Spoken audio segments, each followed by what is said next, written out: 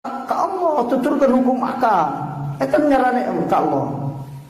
Tuturkeun hukum akal, mata jalma anu nyaranena ka Allah nuturkeun hukum akal.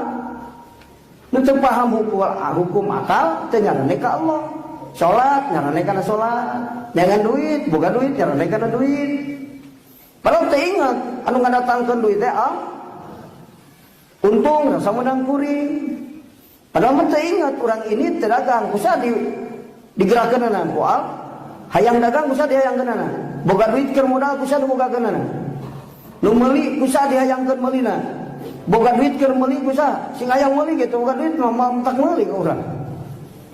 Bidik ini ge meuli ka urang kusaha digirikeunana ku ari geus untung teh ti Allah, ari ti kuring poho ka Allah na siso.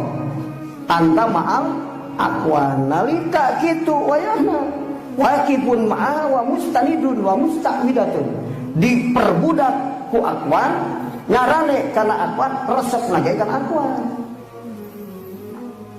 Tajek ahli tasawuf aya cacarakan di saat kita mencintai selain Allah, berhajat ke selain Allah, bersandar ke selain Allah, masalah datang menghampiri kita. Jadi datangnya masalah makin sabab kurang nyarane kalian lingkar resep kalian Allah, resep kalian eta anu jadi sabab masalah mah. Tinggal kumaha tuh mun boga masalah di dunia, masalah ge terjadi masalah.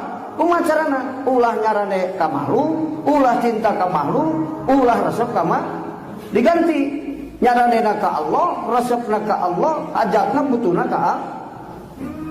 Sakudu hirti makhluk tekankeun kabeh ti Allah datangna. Selesai masalah loba ngan alus.